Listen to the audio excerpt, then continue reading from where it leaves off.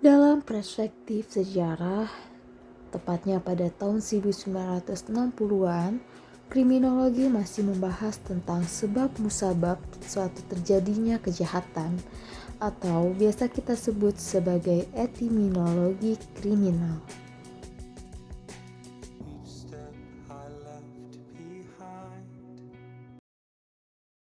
Pada pembahasan sebelumnya, kita membahas tentang masa positivis. Dalam aliran kritis, masa positivis dianggap masih belum mampu menguak secara lebih transparan berbagai proses sosial yang sebenarnya, yang turut mendasari dan bahkan membentuk dunia realitas, atau biasa kita sebut sebagai dunia kejahatan. Hal demikian ini karena pemikiran positivis masih cenderung dalam taraf eksplorasi terhadap apa yang disebut sebagai realitas sosial yang sesungguhnya tentang kejahatan.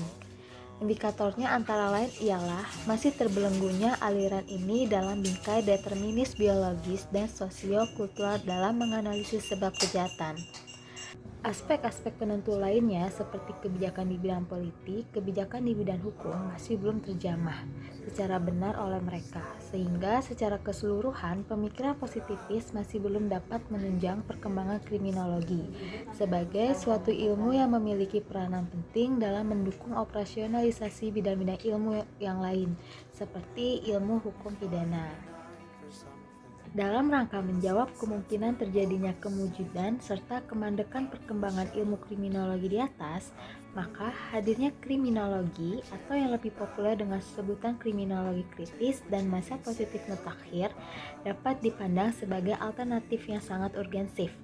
Dalam aliran atau pemikiran kritis ini, kriminalitas sebagai suatu sosial fenomenon ditatap secara lebih tajam dan mendalam. Sesuai dengan namanya, analisis pemikiran ini dapat menghasilkan suatu solusi bagi problema kejahatan secara lebih jelas dan operasional karena pandangannya tentang kejahatan yang integral komprehensif.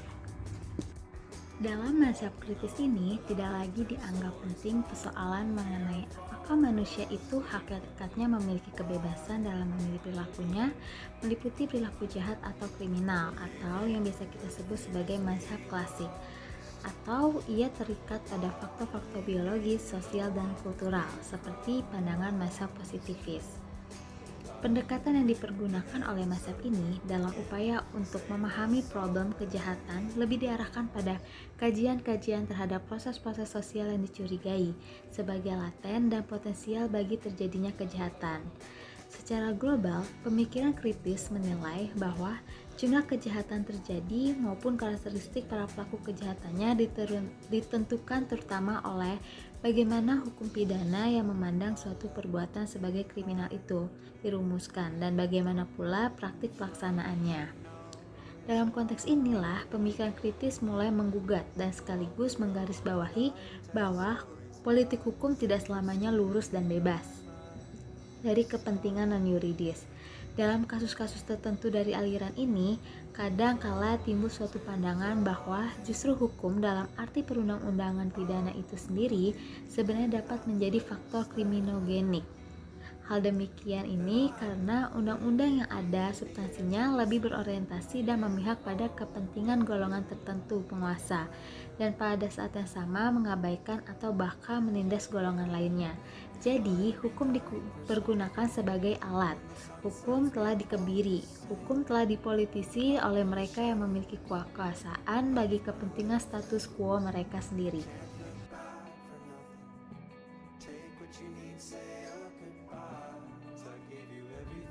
Pada saat itu, dunia usaha industri di Inggris sangat membutuhkan tenaga kerja atau buruh yang murah sesuai prinsip ekonomi, yaitu memperoleh keuntungan yang sebesar-besarnya, pengorbanan yang sekecil-kecilnya. Tenaga buruh di Inggris saat itu banyak yang tidak berkeinginan bekerja pada usaha-usaha bidang industri, karena upah sebagai imbalan tenaga kerja yang diberikan tidak seimbang atau murah. Mereka lebih memilih melakukan kegiatan-kegiatan menguntungkan tanpa kerja keras seperti mengemis atau menggelandang, bertaruh, berjudi, dan lain sebagainya. Untuk mengatasi keadaan yang tidak menguntungkan dunia industri ini, para pengusaha mengusulkan untuk membuat undang-undang yang melarang mereka bergelandang dan perbuatan lain sejenisnya, disertai sanksi pidana yang keras bagi mereka yang melanggarnya. Perundangan-perundangan ini mengakibatkan mempersempit ruang penghidupan dan memaksa mereka bekerja di bidang industri, meskipun dengan upah yang murah. Yang menarik dari undang-undang itu adalah bahwa pengertian gelandang mencakup hal yang sangat luas. Selain mereka yang mengumpulkan sedekah, pemulung, dan juga mereka yang meninggalkan istri, anak-anak, keluyuran, menginap di gudang atau alam terbuka, dan orang-orang yang tidak mempunyai identitas. Mereka yang melakukan perbuatan-perbuatan ini oleh undang-undang digolongkan sebagai penjahat. Berdasarkan contoh di atas, tentunya harus diambil sikap waspada dan cermat dalam mendefinisikan serta memvonis apakah kejahatan itu dan siapakah penjahat itu, sebab dari uraian di atas terlihat bagaimana kepentingan tertentu dari suatu golongan dalam masyarakat dapat mempengaruhi proses pembentukan aturan hukum pidana. Dalam perkembangannya, studi kritis yang menyoal hubungan antara perundang-undangan pidana dan masuknya kepentingan-kepentingan tertentu dalam suatu golongan masyarakat tersebut tidak berhenti pada tataran proses kriminalisasi saja, melainkan telah meluas sampai pada proses peradilan pidana atau law enforcement. Setidaknya ada dua hal yang mendorong perlunya adanya pengkajian terhadap masalah proses peradilan pidana dikaitkan dengan kejahatan, yaitu pertama, hubungan antara proses peradilan pidana dengan pelanggar hukum. Menurut pengalaman, para pelanggar hukum, terutama yang telah dijatuhi pidana dan sedang menjalani pidananya, walaupun di muka sidang pengadilan telah menyatakan menerima putusan hakim, namun jika kemudian ditanyakan kembali kepadanya, mereka memberikan jawaban seolah-olah mereka tidak bersalah. Yang kedua, bidang proses peradilan pidana, di mana bidang proses peradilan pidana ini perlu diperhatikan karena hukum pidana tidak hanya diwujudkan dalam bentuk aturan perundang-undangan tetapi juga berbentuk suatu proses dalam praktik peradilan. Dalam praktik peradilan itulah seringkali terjadi proses-proses penyimpangan atau pemaksaan image tentang realitas kejahatan sebagaimana dikehendaki oleh perekayasa, yang pada gilirannya realitas sosial tentang kejahatan dan penjahat yang konstruk tersebut seringkali mengaburkan terhadap apakah sesungguhnya yang dimaksud dengan kejahatan dan siapakah sebenarnya yang menjadi penjahat.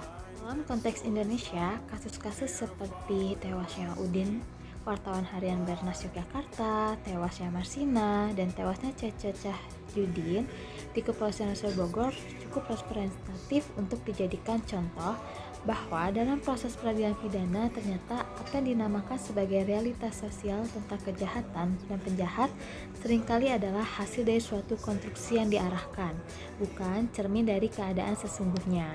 Di dalam mazhab atau aliran kritis ini pun ada yang dinamakan teori konflik. Menurut teori konflik, sebagai salah satu model tentang studi mengenai hubungan antara hukum dan masyarakat, hukum dipandang sebagai suatu mekanisme bagi yang memiliki kekuasaan politik untuk mencapai tujuan mereka. Hakikatnya, hukum tidaklah selalu mencerminkan konsensus tentang nilai-nilai maupun persetujuan atas penyelesaian sengketa. Hukum dipandang cerminan kepentingan mereka yang memiliki kekuasaan untuk membuat dan menerapkan hukum, dengan mengabaikan terhadap kepentingan kelompok lain dalam masyarakat yang tidak memiliki kekuasaan tersebut. Sebagai akibatnya, maka undang-undang tidak hanya melayani kepentingan tertentu dari mereka yang berkuasa, tetapi juga untuk mempertahankan kekuasaan yang dimilikinya. Penjahat bagi mereka yang berkuasa adalah mereka yang memiliki tingkah laku yang bertentangan dengan kepentingan kekuasaan mereka.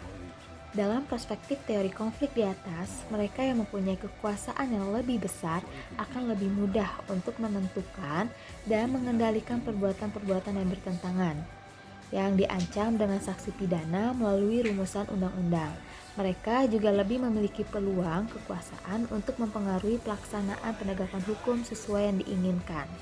Memperhatikan terhadap seluruh hal sebagaimana telah diuraikan di muka, khususnya sepanjang yang menyangkut tentang pemikiran kritis dibanding dengan dua aliran pemikiran sebelumnya, baik klasik maupun positivis, kiranya pemikiran kritis memiliki beberapa nilai tambah yang menjadikannya betul-betul sebagai alternatif inti bagi upaya pengembangan ilmu kriminologi. Beberapa manfaat sebagai nilai tambah tersebut antara lain ialah Pertama, dengan motivasi penelanjangan dan penisbian realitas tentang kejahatan.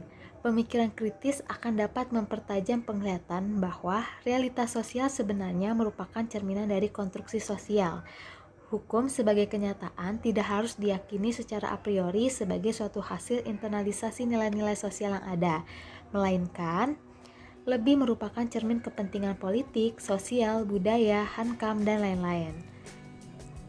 Dalam pandangan yang demikian, statik kriminal misalnya bukanlah suatu gambaran dari kejahatan yang sesungguhnya, akan tetapi lebih merupakan suatu fenomena yang dibuat atau direkayasa untuk target-target tertentu. Kedua, dengan landasan motif kurang hormat dalam arti tidak pernah menerima sesuatu sebagaimana adanya, pemikiran kritis akan dapat membuka pemahaman kita mengenai proses-proses terbentuknya realitas karena sifatnya yang selalu mempertanyakan. Hal ini perlu dibedakan dengan mencurigai realitas. Sekalipun konsekuensi yang dapat ditimbulkannya bisa jadi sama, yaitu tidak disukai oleh status quo atau penguasa. Ketiga, dengan bermotif kosmopolitan dalam arti selalu terbuka terhadap kemungkinan-kemungkinan baru dalam rangka pemilihan alternatif yang terbaik, maka pemikiran kritis akan dapat merupakan suatu sarana untuk mengembangkan masyarakat yang demokratis dan transparan. Dengan sikap selalu mempertanyakan, akan membuat perumusan dan pemutus kebijakan sosial merasa dituntut lebih terbuka serta dialogis. Jadi, kesimpulan bahwa pemikiran kritis memang sangat urgensif bagi upaya mengembangkan ilmu kriminologi. Proyeksi tentang sosok kriminologi di masa mendatang ialah sebuah ilmu yang mampu merekam dan merespon realitas sosial tentang kejahatan dalam artian yang sebenarnya maupun dalam artian yang konstruk. Sekian video yang bisa saya sampaikan, kurang lebihnya mohon maaf. Wassalamualaikum warahmatullahi wabarakatuh.